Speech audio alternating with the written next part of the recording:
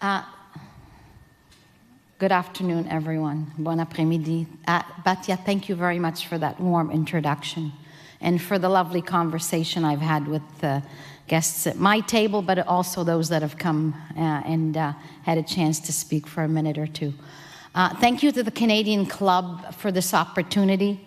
130 years is significant, and thank you for everything that you do to support our businesses and our communities thrive. Thank you for all the guests for being here today.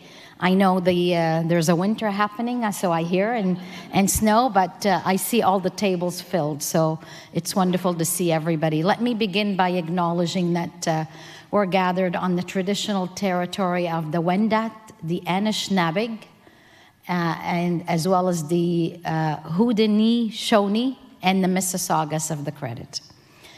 Thank you to my Deputy Minister, Dr. Kochar, for also being here with me today. I'm pleased to speak to you today about immigration. It's something that is deeply woven into my personal story and into Canada's story. I was born in Halifax, but spent much of my childhood in my parents' homeland in a mountainous village in northern Lebanon. My elementary schooling was in French and Lebanese language. Lorsque la guerre a éclaté, nous sommes revenus au Canada et j'ai dû m'adapter à un nouveau mode de vie, notamment à la langue anglaise. Upon returning to Canada, I had to adapt to a new way of life, including learning English. Ces événements ont façonné ma façon de comprendre l'expérience des nouveaux arrivants. These events have helped shape how I understand the newcomer experience. I know that immigration can be a powerful opportunity for Canada and newcomers alike when the right strategy is in place.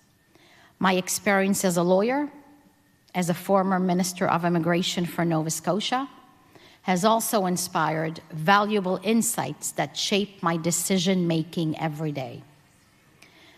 We are approaching the current immigration challenges with determination, with focus, and with compassion. And we're making progress. In January, I was pleased to announce that we met our immigration targets that we set in 2025. That was a big deal, by the way. We met each and every one of them. So it shows you that we can do what we decide to do. Today is a great opportunity to reflect on what immigration in Canada looked like when I took this role 9 months ago, compared to where we are today. I'll discuss how we're regaining control of and restoring stability to Canada's immigration system. I will share some of the many steps that we are taking to ensure the system supports Canada's economy and social fabric. And I'm going to start with the global pandemic that we will never forget, those of us that have lived it, and everyone has in this room, in 2019, when with our healthcare and economy in crisis, Canada used immigration to address urgent labor shortages and to support our recovery. Unfortunately, it also grew our population faster than many Canadian communities could absorb, also putting pressure on housing, on infrastructure, and on social services. When Prime Minister Carney, our new Prime Minister, appointed me as Immigration Minister last May, the task was clear: rétablir le contrôle, l'équilibre et la confiance dans notre système d'immigration, restore control and balance, and rebuild confidence in our immigration system. Attract the best and brightest to advance the Canadian economy, all while meeting our humanitarian objectives. We needed a reset, so we took a thorough, honest look at pressures across the system and worked with partners across government and the country to set clear immigration targets within a measured framework. Canadians gave our government a clear mandate to to reduce and stabilize immigration. And that is what we are doing. We've reduced new permanent residents to less than 1% of the population. Nous réduisons la population de résidents non permanents, y compris les étudiants étrangers et les travailleurs temporaires, pour atteindre l'objectif de moins de 5% d'ici à la fin de 2017. We are reducing the non-permanent resident population, including international students and temporary workers, to reach the target of below 5% by the end of 2027. Nous modernisons notre système d'octroi de l'asile. We are modernizing our system of asylum.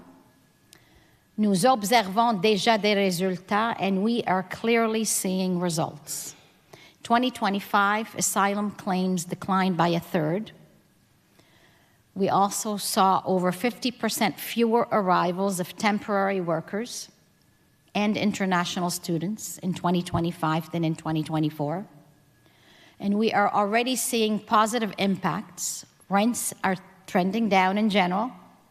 Here in Toronto, rents are down, and the city has reported easing demand from refugees and asylum seekers. As a result, confidence in immigration is starting to return.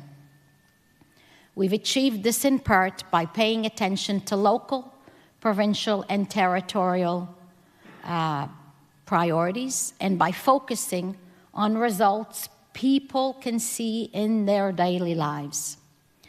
Lorsque les nouveaux arrivants aident à combler des besoins en main-d'œuvre, à construire plus de maisons et améliorer l'accès aux soins de santé, tous les Canadiens en profitent. When newcomers help fill labor gaps, build more homes, strengthen access to health care, all Canadians benefit. Confidence grows when outcomes are predictable for employers, for communities, and for the country. So in a city like Toronto, where global talent, capital, and innovation intersect, predictability is essential. Institutions need to know the rules that will be applied and that they will be applied consistently and will not change midstream. This stability allows Canadian institutions and stakeholders to plan long-term. A predictable, strong foundation helps us meet current and anticipated future economic demands. Right now, my department is investing a great deal of focus and energy on attracting and retaining global talent, bringing in the right people to help build a stronger future. Bien faire les choses dépend à grande partie de la façon dont nous sélectionnons les nouveaux arrivants. So getting this right largely depends on how we select these newcomers. Across departments, our governments are embarked on an ambitious international talent attraction strategy. Au ministère de l'Immigration, nous utilisons les outils dont nous disposons pour attirer des talents qui font croître notre économie et comblent d'importantes pénuries de main-d'œuvre. At Immigration, we are using the tools at our disposal to attract talent that grows our economy and that fills key labor shortages. Our express entry system is, which I know most of you know about, is at the core of our approach for attracting and retaining the skilled workers Canada needs. Express Entry is an online system that we use to manage applications for 3 permanent residence programs. These are the Canadian Experience Class, the Federal Skilled Workers, and the Federal Skilled Trades. Just as an aside, when that Express Entry system was started in 2015, I was Minister of Immigration in Nova Scotia, and I was the first minister in the province that actually pulled the button and got on board with that system. And I know there's been a number of enhancements done, and hopefully today you will hear some more. So in category-based rounds of invitations, we invite candidates in the Express Entry pool with the skills and experience we need to boost our capacity in key sectors and occupations. Candidates are awarded points and ranked in the pool based on skills, education, language ability, work experience, and other factors, the things that our employers are looking for. Aujourd'hui, je suis ravie de pouvoir profiter de cette occasion pour vous annoncer comment IRCC peaufinera Entrée Express en 2026. So today I welcome the opportunity to announce how IRCC will sharpen Express Entry in 2026. Premièrement, nous allons maintenir les catégories existantes qui fonctionnent. So first, we will continue the existing categories that are working. That means IRCC will continue to hold invitation rounds to select candidates with strong French skills, as well as those with work experience in the following fields: healthcare and social services, such as nurse practitioners, dentists, pharmacists, psychologists, chiropractors, etc. We will do the same with trades, such as carpenters, plumbers, machinists. These categories will support our government's nation-building, housing, and infrastructure projects. We will support education occupations, science, technology, engineering, math. These STEM categories include engineers and cybersecurity specialists. Tomorrow's economy will be driven by innovation and technologies like artificial intelligence. Growing these industries creates jobs and opportunities for the future. So that was first. Second, today we are introducing new categories designed to meet and support Canada's evolving needs and reflect our government's determination to attract the best talent to Canada. Here's our new Express Entry categories for 2026. If I had drums, I would say drum roll here. Thank you. We're adding categories for researchers and senior managers with Canadian work experience, recognizing that in certain occupations, many years of experience are required to make meaningful contributions. By providing a clear path to permanent residence, we're supporting the broader federal efforts to drive innovation and growth, including a $1.7 billion initiatives announced in December by Innovation, Science and Economic Development Canada to attract world-leading researchers to Canada. We're also adding categories for candidates with work experience in transport occupations, including pilots, aircraft mechanics, and inspectors. We've identified these sectors as areas in critical need. Strengthening those helps us move goods across the country and to new markets, supporting trade, supply chains, and economic resilience. And finally, we are creating a new category for skilled military recruits to attract highly skilled foreign military applicants. Eligible recruits with a job offer from the Canadian Armed Forces, including doctors, nurses, pilots, can be invited to apply for permanent residence. They will be subject to the same security and all military requirements. This new category will support our government's commitment to strengthen our armed forces, to defend our sovereignty, and to keep Canadians safe. This category and other priority categories supports Canada's defense industrial strategy, which Prime Minister Carney announced yesterday, by adding a range of workers critical to support our sovereignty and security. Enfin, je vous rappelle qu'en décembre, j'ai annoncé une nouvelle catégorie d'Express 2026 réservée aux médecins étrangers ayant de l'expérience de travail au Canada. And finally, by way of a reminder, in December, I announced a new dedicated 2026 Express Entry category for foreign medical doctors with Canadian work experience.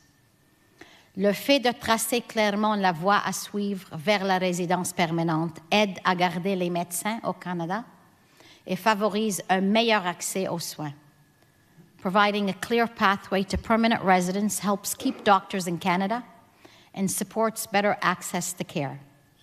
The first round for doctors and a separate round for other healthcare professionals is happening this week. Finally, it's important to highlight that Express Entry continues to support our long-term commitment to strengthen Francophone vitality across Canada. Récemment, j'ai eu le plaisir d'annoncer que pour la 4e année consécutive, le Canada a dépassé son objectif en matière d'immigration francophone, atteignant près de 9% d'admission au Québec de personnes francophones. So I recently announced that for the 4th year in a row, Canada has exceeded its target for Francophone immigration, reaching nearly 9% of admissions outside Quebec. Pour 2026, le Canada a un plan ambitieux visant à accueillir plus de 30 000 nouveaux arrivants francophones chaque année au cours des 3 prochaines années pour atteindre un objectif de 12% d'immigration francophone hors Québec d'ici 2029. Plus de francophones, ce sont aussi plus d'enseignants, plus d'infirmières, plus d'entrepreneurs et de travailleurs qui contribuent concrètement à la vitalité économique de nos communautés. Il s'agit de professions identifiées par les intervenants comme étant particulièrement en demande. So more francophones also means more teachers, more nurses, more entrepreneurs and workers to contribute to the economic vitality of our communities. These are professions that have been identified by stakeholders as being in particularly high demand. My department is working hard to broaden and intensify our recruitment efforts. As I mentioned earlier, IRCC's effort to attract talent is part of our government's international talent attraction strategy. We're not waiting for the right people to find us. We will go out into the world to recruit the people our country needs, to connect them with Canadian employers, and to highlight why Canada is the place, the best place in the world to build their careers and lives.